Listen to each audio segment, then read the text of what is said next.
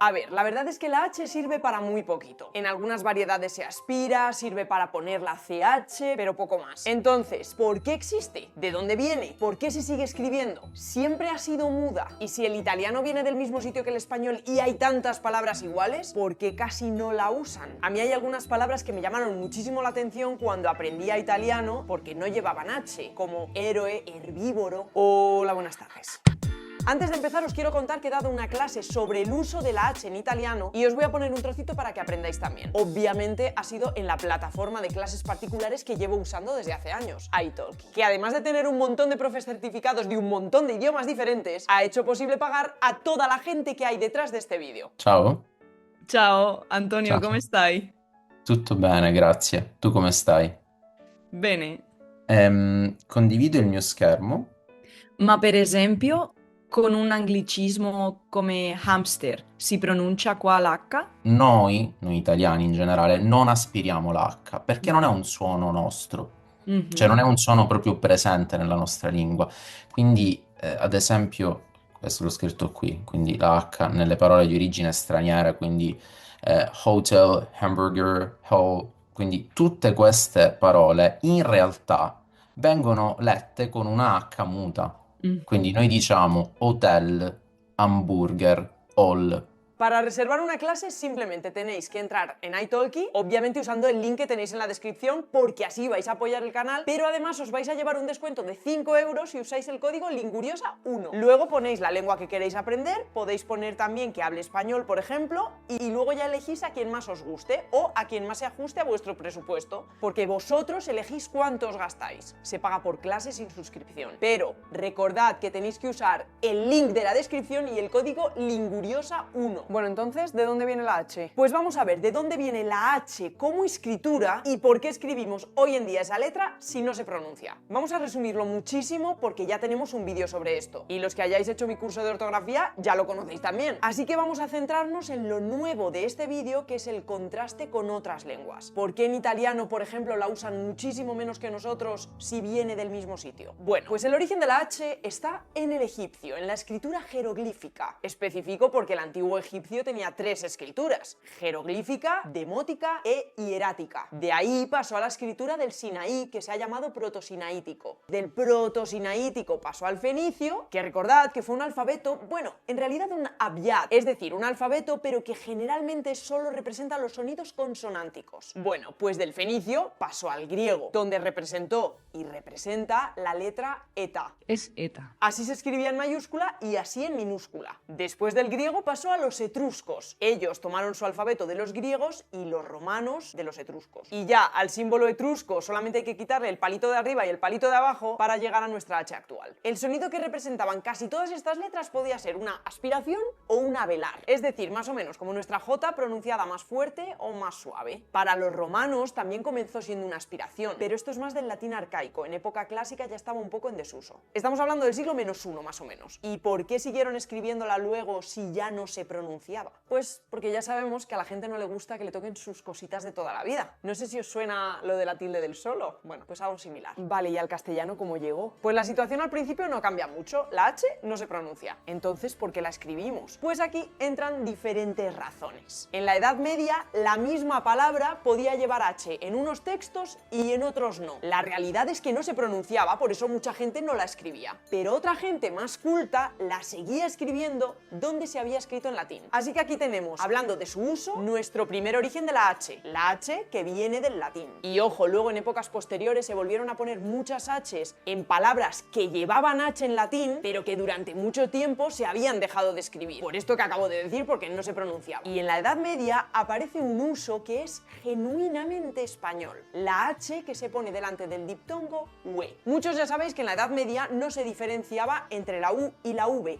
Eran dos formas de escribir la misma letra. Igual que ahora cuando ponemos la L como un lacito o la L con la grafía de ordenador. O la A así un poco escrita a mano y la A que está a ordenador. Si os fijáis son muy diferentes pero representan la misma letra. Pues lo mismo pasaba con la U y la V. Entonces, esa misma grafía, esa U o esa V, tenía dos pronunciaciones diferentes. Como consonante, o sea, como una B aproximante, B, y como vocal, como una U. Pero repito, esto no dependía de si usábamos una U o una V, porque era la misma letra. Dependía de dónde poníamos esa letra letra en la palabra. En la mayoría de los casos no suponía ningún problema porque se intuía cuándo había que pronunciar esa letra como vocal y cuándo había que pronunciarla como consonante. Por ejemplo, si vemos esto, no vamos a decir uno, vamos a decir uno. Y si vemos esto, no vamos a decir estro, vamos a decir vuestro. Pero había un caso en particular que les debió parecer difícil cuando se buscaron una solución. Y este caso eran las palabras que empezaban por UE. Claro, si veíamos esta palabra, ¿cómo la pronunciamos? ¿Bebo o huevo? Pues para dejar clarísimo cuándo había que pronunciarla como vocal,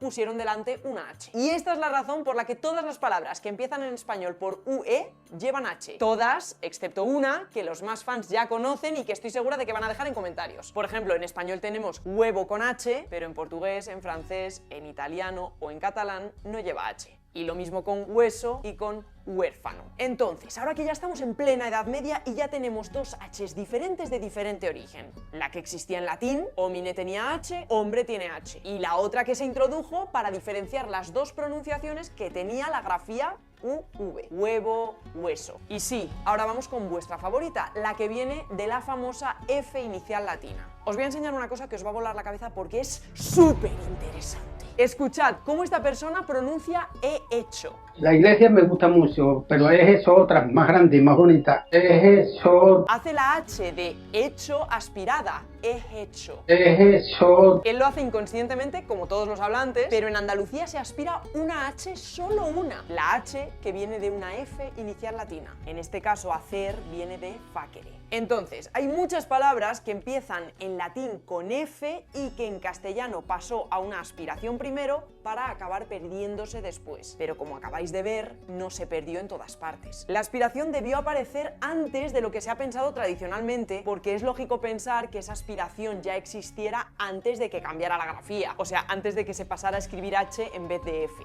Ya sabéis que siempre cambia antes lo oral que lo escrito. Mirad ahora, a la gente le molesta muchísimo que acepten palabras nuevas en el diccionario. ¡Ay, guau, que van a aceptar concreta!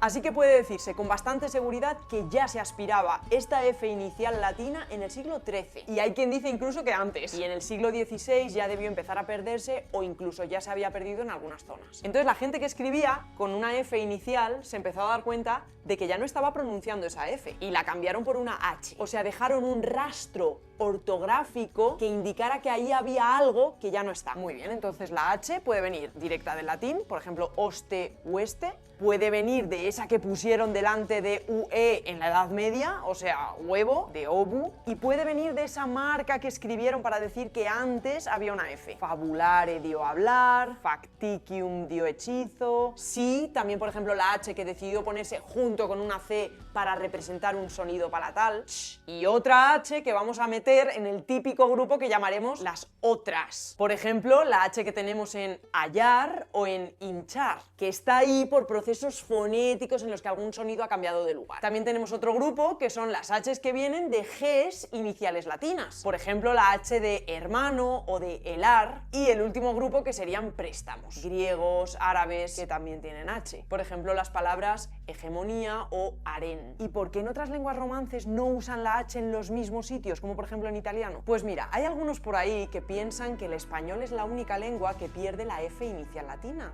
Pero esto no es así. Para empezar, el español no la pierde siempre, porque tenemos las palabras fuerte, frente, flor, y la pérdida de esta F inicial latina es un fenómeno que se conoce en casi todas las demás lenguas romances, aunque sí que es verdad que en español esta característica está más generalizada. Pero aquí voy a poner otro pero, porque el español no es la lengua donde se perdieron más Fs iniciales. En el sur de Francia se desarrolló una lengua llamada occitano, la famosa lengua de O que antiguamente se llamaba provenzal. Actualmente provenzal solamente se usa para referirnos a una variedad concreta de esta lengua que se habla en la región de Provenza. Pues bueno, una de las variedades del occitano es el gascón, que se habla en la parte más suroccidental de Francia, la que geográficamente linda con el mar Cantábrico. Pues en esta variedad, que por cierto es oficial en España, en el Valle de Arán, la pérdida de la F inicial es todavía mayor que en castellano. Fuente es on, frío es eiret, febrero es ereue y fuego es huec. Oye, pero no puede ser que la pérdida de la F inicial sea influencia del vasco. O sea, si lo piensas, en las dos lenguas en las que más se pierde esa F inicial son el castellano y el gascón, y las dos están en contacto con el vasco. ¿Casualidad? Pues mira, esta hipótesis la defiende mucha gente, pero tiene algunos problemitas. No la gente, la hipótesis. Primero, el euskera o el vasco se hablaba antes en una zona mucho más amplia que ahora. ¿Por qué entonces no afectó al aragonés y sí al castellano y al gascón? Y además, ¿por qué se pierden las Fs iniciales en otras zonas que ahora veremos que no tenían ningún contacto con el vasco? ¿O por qué los hablantes de vasco que no podían pronunciar la F inicial, por ejemplo, no podían pronunciar la F de farina, harina, luego sí podían pronunciarla de fuerte? Si no sabían pronunciarla, no la pronunciarían nunca, no solo en determinadas posiciones, ¿no? Se dice que el vasco que convivió con el latín no conocía la consonante F. Y eso es cierto, al menos en parte, porque algunas investigaciones han dejado entrever que este sonido sí existiría, al menos en algunas zonas concretas que tendrían algunas variedades peculiares o incluso como alófono. O sea que ese sonido sí que podía aparecer cuando estaba en una determinada posición. En resumen, que no podemos afirmar, ni mucho menos,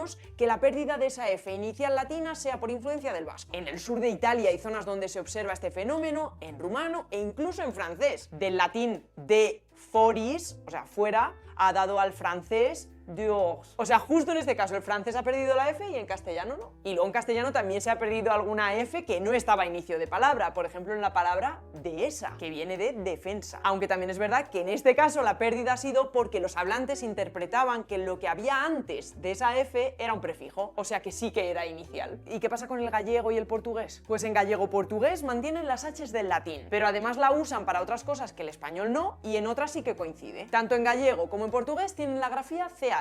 En gallego representa el mismo sonido que en español, ch, y en portugués representa el sonido sh. Además en portugués usan la H para representar sonidos palatales que en latín no existían y que en esta lengua son muy reconocibles. La NH, que es como nuestra ñ, y la LH, que es como nuestra L, pero sin yeísmo, o sea, la elle. Y en gallego, además de la CH, tienen también la NH, que es una N velar, como la N del prefijo ing en inglés, o la N de linguriosa, que anda, mira, es la N que tengo aquí tatuada. ¿Y en catalán? Pues el catalán mantiene la H del latín, pero curiosamente no la usa en dígrafos, o sea, no la usa en combinación con otra letra. Antes la usaba para indicar la pérdida de alguna vocal, pero esto ya se ha perdido. Solo se usan algunos apellidos y algunas palabras más donde ha quedado fosilizada. Por ejemplo, Bosch, que viene de Boscus. Y también la usan en algunas palabras del castellano o del caló para representar algún sonido velar, como pijo, jalar. ¿Y en francés?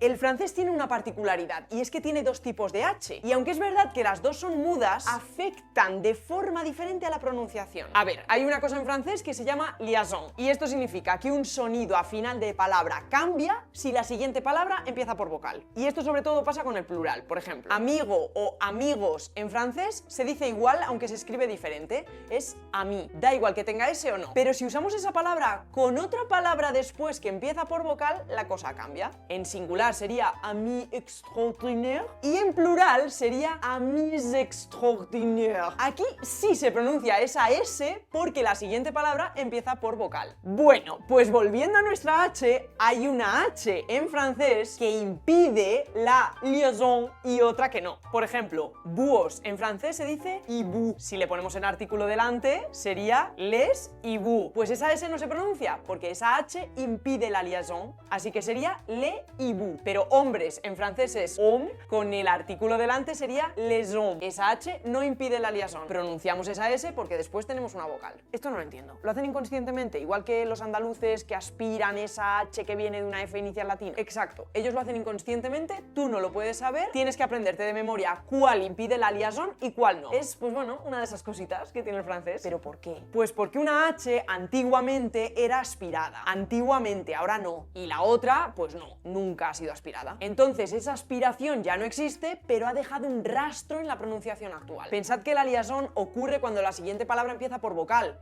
Si había una aspiración, es como si ya no empezara por vocal. Y la razón de que el francés tuviera esa H aspirada eran los préstamos. La mayoría eran palabras de origen germánico, aunque también había palabras de origen griego e incluso de otros orígenes, por ejemplo también del latín. Y luego, en francés también podemos ver dígrafos que tengan H, por ejemplo, TH, PH.